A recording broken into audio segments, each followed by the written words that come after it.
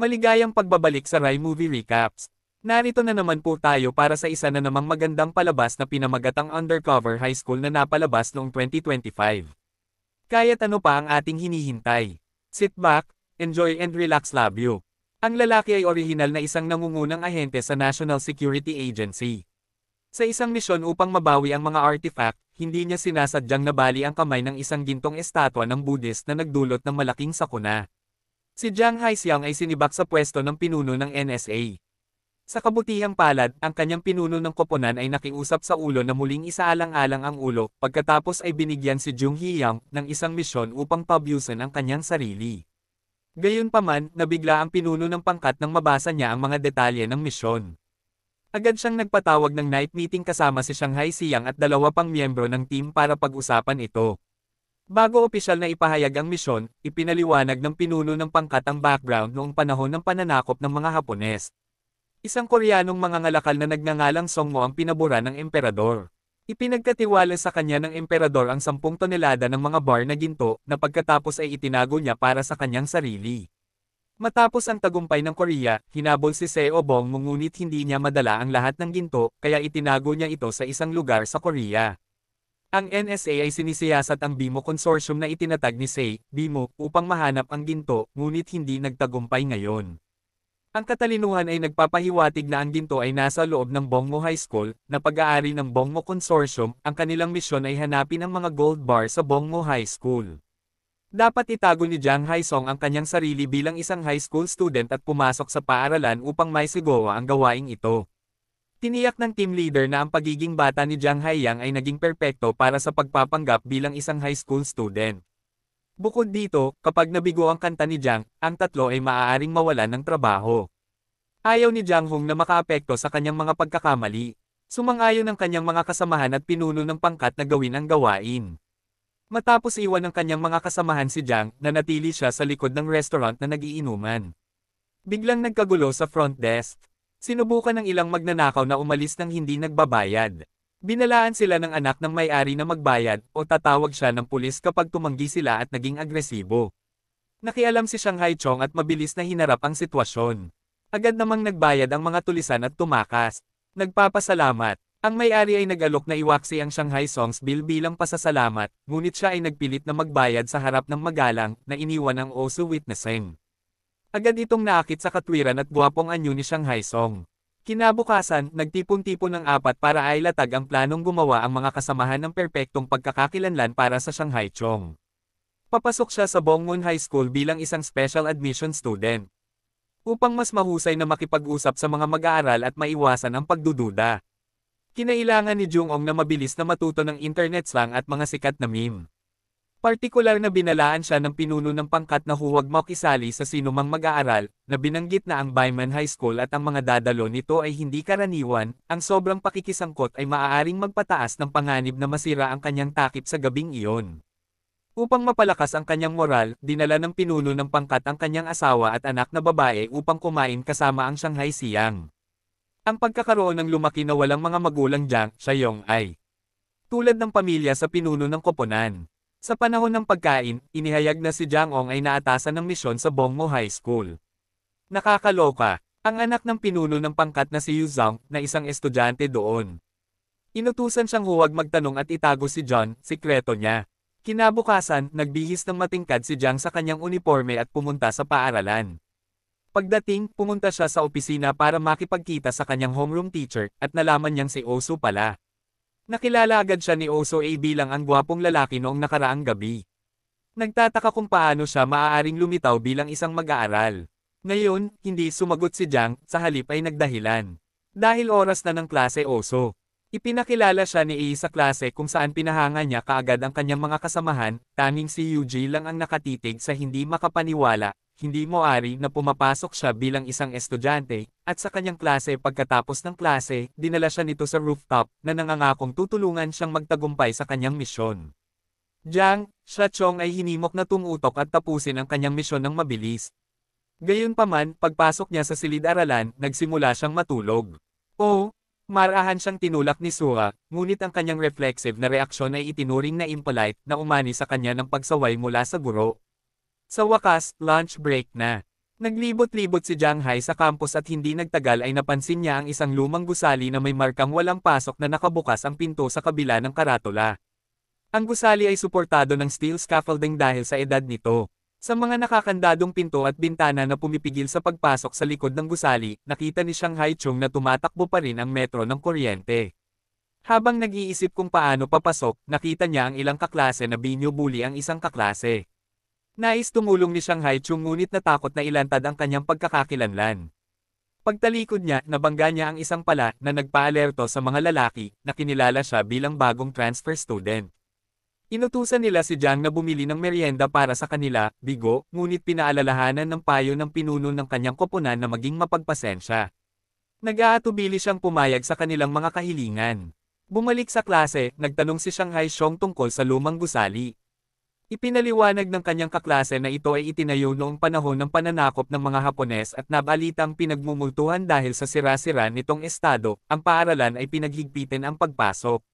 Si Shanghai Chung ay nagulat pabalik sa kanyang pinuno ng koponan na pinaghihinalaan niya na ang ginto ay nakatago sa loob ng maayos, ngunit mapanganib na gusali, sa haka-haka. Naglalaman ito ng mga kagamitan upang makontrol ang temperatura at halumigmig upang maiwasan ang pagdumi ng ginto. Inutusan siya ng team leader na suriin kaagad ang gusali. Ang Shanghai ay may gamit at may kapansanan. Pumasok ang surveillance sa building habang paakyat siya ng hagdanan, may lumabas na baril sa hagdanan na tinutukan siya ni Ua, na nagpapatrolya para iwasang pumutok ang kanyang saplot. Jai Xiong tumakas OSU chased, ngunit hindi makita ang kanyang mukha. Pinigilan ni Jung Hai Xiang ang desisyong humanap ng isa pang pagkakataon na makapasok sa gusali kinabukasan. Iniulat ni Sao ang insidente kagabi sa Board of Directors at sa punong guro, sa halip na ay silang lumang gusali. Agad na nagpa siya ang board na maghintay at tingnan kung babalik ang taong nakaitim na gustong maunawaan ang kanyang layunin. Pagdating sa paaralan, nagtagal si Jiang Seong malapit sa lumang gusali. Nakita niya ang punong guro na pumasok sa gusali at gusto niyang sundan upang mag-imbestiga, ngunit pinigilan ng seguridad ng may pag-aatubili, umalis si Shanghai. Nang mapagtonto na ang pagbisita ng punong guro sa araw ay nagpapahiwatig na alam ng paaralan ang tungkol sa break-in. Nang babalik na siya sa klase, nakarinig siya ng mga ingay mula sa basurahan at natuklasan niyang nakakulong ang kanyang kaklase sa loob. Ipinaliwanag ng kanyang kaklase na siya ay binubuli ng mga bully sa paaralan dahil wala siyang mga magulang at nakatira lamang sa kanyang lola na may edad na. Natatakot siyang sabihin sa mga guro dahil maaari itong humantong sa mas masahol na paghihiganti kapag natagpuan sila ng OSU. Nang tanungin niya kung paano napunta ang kaklase niya sa ganoong sitwasyon, nagdahilan ito at mabilis na umalis. Pagkatapos ay hinailan ng OSU si Shanghai sa opisina para sa isang paliwanag. Habang iniisip ni Shanghai Chung kung ano ang sasabihin, napansin ng OSU na kahawig ng mga mata niya ang taong nakaitim noong nakaraang gabi. Siya ay humakbang pasulong upang tingnan ng malapitan, ngunit patuloy na umiwas si Shanghai Xiang, na pagtantong huli na ang OSU ay nahulog sa lupa at mabilis na nakatakas si Shanghai sa opisina. Sa tanghalian, sabay silang kumain ng kanyang kaklase kung saan hindi inaasahang nalaman ni Jiang na nasa loob ng lumang gusali ang kanyang kaklase. Sinabi ng kanyang mga kaklase na ang gusali ay usap-usapan na pinagmumultuhan dahil ang bangkay ng isang batang babae ay inilibing doon at dala ng pag-usisa na pinasok niya. Pagkatapos ay ipinakita niya kay Jiang, siya ay isang video na kuha niya, na nakunan ng isang pinto sa basement na nakasecure ng electronic lock Jiang. Naghinala siya na ang mga gintong bar ay maaaring nakatago sa likod ng pintong iyon. Ibinalik pa lang niya ang telepono sa kanyang kaklase nang lumapit ang bully sa paaralan kasama ang kanyang barkada. Inakusahan niya ang kaklase na umalis sa lugar ng basurahan ng walang pahintulot at nagpa siya na parusahan siya sa pamamagitan ng pagdura sa kanyang pagkain at pagpilit na kainin ito. Tahimik ding nakatingin ang ibang mga estudyante. Natatakot magsalita. Hindi nakatiis si Jiang Hai Xiong at sinabihan siyang huwag kumain. Ang bully ay hindi sanay na suwayan ng galit, binaligtad ang tray ng pagkain at pagkatapos ay sinubukang bugbugin si Shanghai Yang, na walang ibang pagpipilian kundi ang mabilis na lumaban, at pinatumba ang nananakot. Ang nahihiya na maton ay nagtangkang sumuko, ngunit pinigilan ng oso. Dinala silang dalawa ng OSU sa administrative office para tanungin. Kara-rating lang nila ng ang vice principal na nagpapakita ng matinding paggalang ay inalis ang maton. Napagtanto ni Jung-ong ang malinaw na paboritismo, pinagalitan siya ng OSU sa opisina, na nagtatanong kung bakit siya nagdulot ng gulo 2 araw lamang matapos ang pagdating. Sarkastikong binanggit ni Jung-ha ang kanyang nagkukunwaring kamangmangan sa sitwasyon. Kahit na nasaktan si OSU sa kanyang mga sinabi, alam niya ang katotohanan tungkol sa pambubuli pagkalabas ng opisina. Ipinatawag ni Yong si Shanghai Chung sa rooftop at ibinunyag na ang maton na ang ama ay isang kongresista ay nanakot sa mas mahihinang mga estudyante nang hindi napigilan, maliban sa presidente ng konseho ng mga mag-aaral. Binalaan niya si Shanghai na kumanta upang maiwasang maakit ang atensyon ng bully.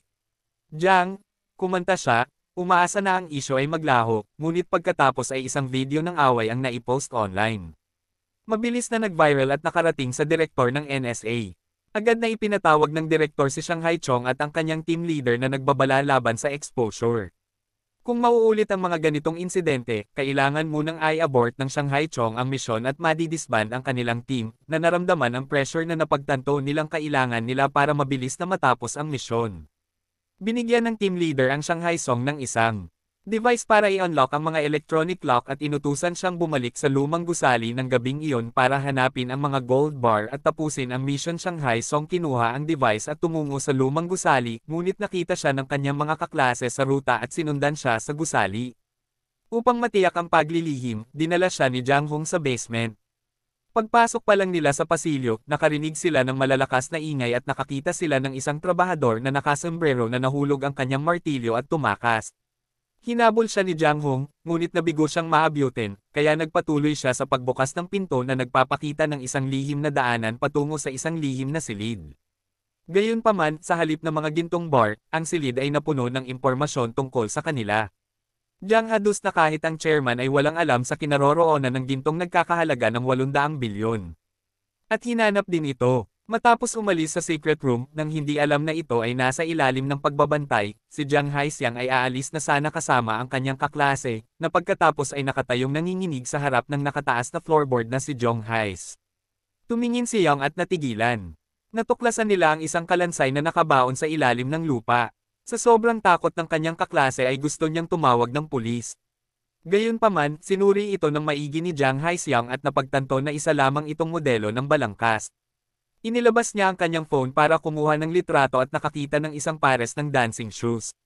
Sa sandaling iyon, dumating ang principal at tinanong kung bakit sila nasa lumang gusali. Ipinaliwanag ni Jiang Xiang na pumasok sila upang i-verify ang katotohanan sa likod ng mga kwentong multo ng lumang gusali, at inamin ang kanilang pagkakamali kasunod ng kilos ng principal. Mabilis silang umalis sa lumang gusali. Tinanong ng kanyang kaklase kung bakit hindi nila sinabi sa principal ang tungkol sa manggagawang naghulog ng martilyo. Ipinaliwanag ni Jiang Chung na hindi nila matiyak kung sino ito at ayaw nilang palakihin pa ang sitwasyon. Nang maglaon ng gabing iyon, nagsagawa si Shanghai Chung ng isang pulong ng diskarte at ipinakita ang kanyang mga natuklasan sa isang screen, kabilang ang isang modelo ng walang paa na skeleton.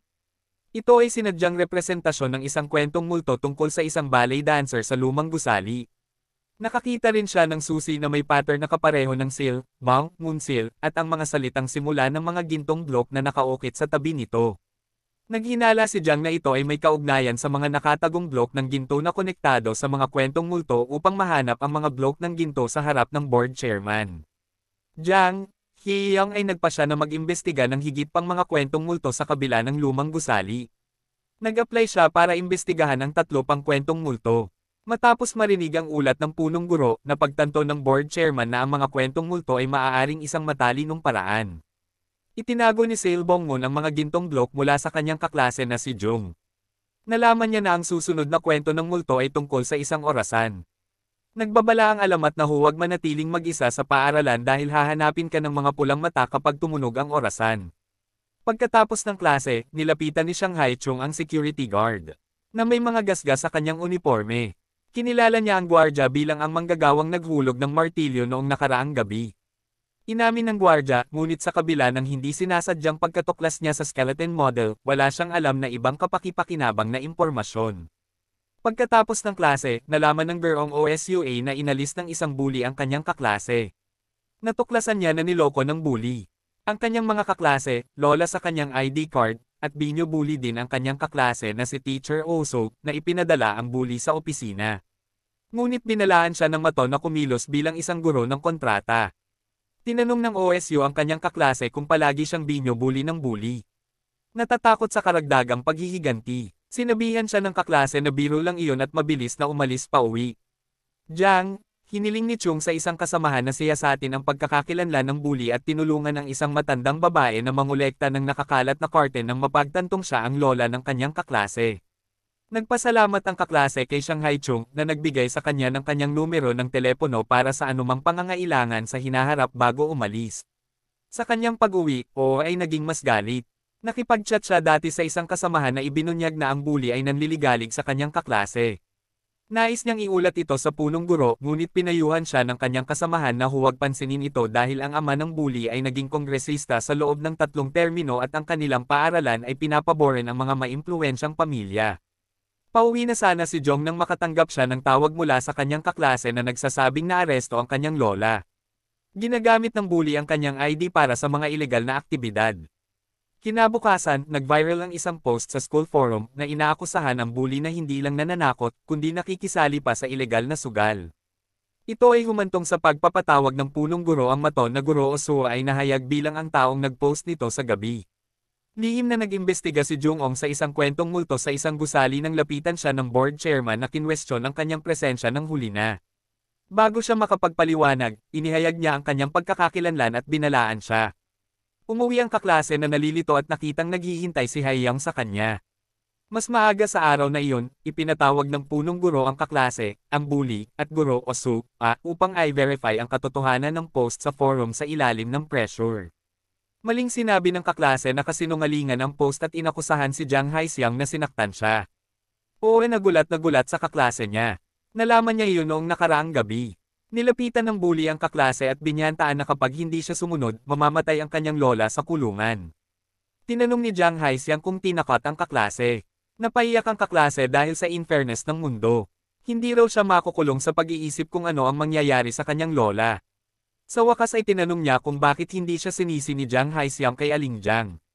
Sumagot si Haixiang na wala sa mga ito ang kanyang kasalanan, hindi mula sa simula. Kinabukasan, talagang disiplinado si Jang Haixiang. Inakusahan ng pangangikil ng ID ng isang kaklase at pambubuli kay Shanghai Song, nalaman niya ang tungkol sa bully mula sa isang kasamahan at hindi siya nakadalaw sa pagdinig ng pagdidisiplina ng paaralan.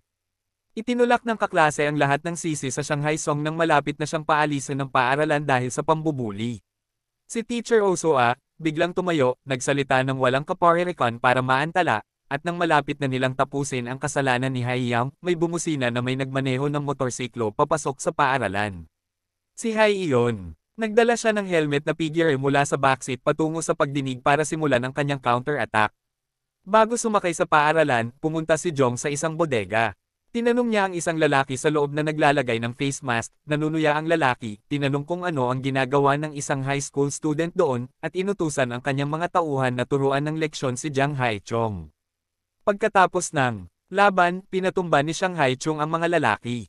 Matapos ang laban, nalaman niyang sinundan siya ng 2 pang miyembro ng koponan. Haharapin daw nila ang resulta at hinimok si Jang Haixiang na dalhin agad ang lalaki. Sumugod si Jang Haixiang sa paaralan. Sa pagdinig, isang sycophantic na lalaking guro ang nagtanong kung bakit siya nagdala ng isang tagalabas. Sumagot si Jang Haixiang na ang lalaki ay isang mahalagang saksi na nagpapaliwanag na siya ang pinuno ng isang website ng pagsusugal. Nalaman ng Pangulo mula sa manager na ang maton ay isang VIP client ng kanilang website at may utang sa kanila ng malaking halaga. Para mabayaran ang utang, kailangan niyang patuloy na magdala ng mga bagong kliyente at magdala pa ng mga ID.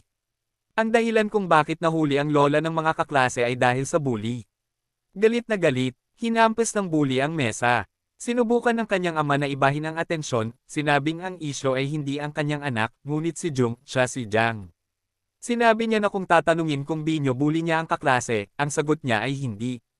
Iminungkahi niya na alam ng lahat kung sino ang totoong bully. Sinubukan ng bully na banta pa ang kaklase. Ngunit sa wakas, ang kaklase ay nagsalita ng katotohanan na isiniwalat ang lahat ng bagay na pinilit sa kanya ng bully na sabihin, at na ang bully ay ang nang-aasar sa kanya noon pa man. Para patunayan ang kanyang punto, nag-project si Haiong ng video sa screen. Galit na sinampal ng bully si Hai, na ngayon ay may dahilan para gumanti at sinampal ng malakas ang bully. Galit na galit ang ama ng maton, sinubukang sampalan si Shanghai, ngunit pinigilan ng Beong si Oso na inihagis siya sa lupa gamit ang isang judo move. Pagkatapos, pinahiran ng guro ng OSU si Jangs ng gamot at ipinaalam sa kanya na pinatalsik ang maton. Ang kapaligiran sa pagitan nila ay naging kakaiba na puno ng hindi maliwanag na pag-ibig. Kinabukasan, ipinagpatuloy ni Jiang Hong ang pagsisiyasat sa orasan, sinusubukang pilitin itong buksan kapag walang tao. Pumasok ang ate niya at humarang sa kanya. Kaya ipinaliwanag niya na sa tingin niya ay mukhang mahal ang orasan. Sa isang casual na chat, nalaman niya na ang pagpapatalsik sa bully ay nag-iwan ng bakante sa student council. Nag-aalala rin si Jiang Hasong sa kanyang kapatid na mapansin ng student council president. Biglang napansin ni Jay Jiong ang isang orasan na kapareho ng kanyang iniimbestigahan sa isang group photo ng student council. Nalaman ng HAIs na may dalawang magkaibang orasan sa paaralan at gustong pumasok sa student council room upang tingnan, ngunit pinigilan ng isang tao na nagsabing mga miyembro lamang ng konseho ang maaaring pumasok. Iminungkahi niya na sumali na lang ang mga Hai sa student council at inalok siya ng regalo na tinanggihan ni Hai Yang. Lumapit si Jiang Sai sa Gurong OSU na nagpahayag ng kanyang pagnanais na sumali sa student council. Tinanong ng OSU kung bakit biglang gusto niyang sumali, kung saan nagbigay ng malabong tugon si Shanghai Chung. After checking the requirements also, I informed him na may 3 kondisyon. Unang ranggo sa nangungunang 10 sa pinakahuling pagsusulit sa buong paaralan. Pangalawa, pagkuha ng mga lagda mula sa mahigit 100 na taga-suporta. At pangatlo, pagtanggap ng pag-aproba mula sa kasalukuyang student council. Si Pangulong Jung Hai-siang ay nakaramdam ng labis, ngunit nagsimulang mangolekta ng mga lagda, simula sa kanyang kaklase na lubos na sumuporta sa kanyang bid habang kumakanta ang Shanghai, nag-aalala tungkol sa pagtitipon ng natitirang 79 na lagda. 2 estudyante ang lumapit sa kanya na nag-aalok ng kanilang kadalubhasaan sa pagkolekta ng mga lagda. Nauna na silang humingi ng tawad sa kanyang kaklase dahil sa hindi pagsumbong sa kanya at naging magkaibigan. Nangakong hahawakan ng mga pirma. Gayunpaman, nang sinubukan nilang mangalap ng higit pang mga pirma, tumanggi ang ibang mga estudyante. Bukod sa signature challenge, mahina ang academic performance ni Jung na 7 araw na lang ang natitira bago ang midterms, tiniyak siya ng leader ng grupo. Hahawakan nila ang mga pirma. At dapat ay tumutok siya sa kanyang mga pagsusulit. Pagkatapos ay nag-organisa sila ng promosyon na nag-aalok ng mga sandwich sa sinumang pumirma para sa Shanghai, na nakakagulat na gumana ng maayos. Pinuna ng isang miyembro ng student council si Jiang. Bata pa siya, sinasabing bumibili siya ng mga lagda gamit ang pera. Ang isa pang tao ay nagsabi na kung si Jiang, matagumpay niyang naisumat ang kanyang aplikasyon, tutulan nila ito. Dahil siya ang may pananagutan sa pagpapatalsik sa maton. Nang humingi ng opinyon ang student council president sa isang miyembro ng council na nagngangalang Eugene. Shanghai ay nag-alinlangan at nagpahayag ng kanyang hindi pag-aproba, na binanggit ang kanyang kamakailang paglipat sa paaralan at ang kanyang kawalan ng pamilyar kay Yuan. Ibinigay ng team leader ang signature form kay Shanghai Yong na binanggit na sila ay pagod na. Ngayon ay si Jai Yang na ang magtanghal. Pagkaalis ng 3, nakatanggap ng tawag si Shanghai Chung na nagpapayo sa kanya na huwag sumali sa student council. Hinikayat si Shanghai Chung na sirain ang listahan at huwag nang tumuntong sa student council. Nang magtatanong na sana si Jiang Haiyang kung bakit biglang nag-warning si Shanghai Yang na huwag isipin ang pagpasok doon. Nagbanta siyang ilantad ang tunay na pagkakakilanlan ni Jiang Yang kung sasali siya pagkatapos sabihin ito, umalis si Shanghai Yang. Samantala, nalaman ng chairman na mayroong 2 orasan sa paaralan at narinig mula sa principal ang tungkol sa aplikasyon ni Shanghai Yang sa student council. Sabik siyang magtagumpay si Shanghai Yang dahil nakita niya siya bilang isang variable na maaaring magdulot ng mas maraming kaguluhan. Inutusan niya ang principal na bantayang mabuti ang Shanghai Song. Ginamit ng Shanghai Song ang sipon bilang dahilan para magsagawa ng misyon. Ipinahayag ng OSU ang kanyang nais na bisitahin ang kanta ng Shanghai sa bahay. Mabilis na ipinaalam ng kanta ng Shanghai sa pinuno ng koponan upang maiwasang malantad ang pagkakakilanlan ng kanta ng Shanghai. Nagsimula sila ng isang emergency na aksyon. Kinailangan nilang tipunin ang lahat ng mga bagay na tipikal ng isang mag-aaral sa high school, at mag-set up ng isang silid upang maging katulad ng mga high school. Sa loob ng 15 minuto bago sila matapos, kumatok ang guro sa pinto. Sinusubukang iwasan siya. Hindi sinasadyang natapon ng Shanghai Song ang lugaw sa OWA, kaya napilitan siyang papasukin siya. Habang nililinis ni OWA ang Shanghai Song, sinubukan niyang paalisin kaagad ang mga miyembro ng koponan, ngunit lumabas siya ng mas maaga kaysa sa inaasahan. Ipinaliwanag ni Shanghai Song na nag-aayos siya ng mga damit nang malapit na silang umalis. Natapilok si Awa sa ilang kalat at kinuha ang Shanghai Song bilang isang lifeline. Sabay silang nauwi sa halikan. Nahulog ang isang miyembro ng team na nakatago sa wardrobe. At dito na nga nagtatapos ang palabas natin para sa araw na ito. Maraming salamat sa panunood.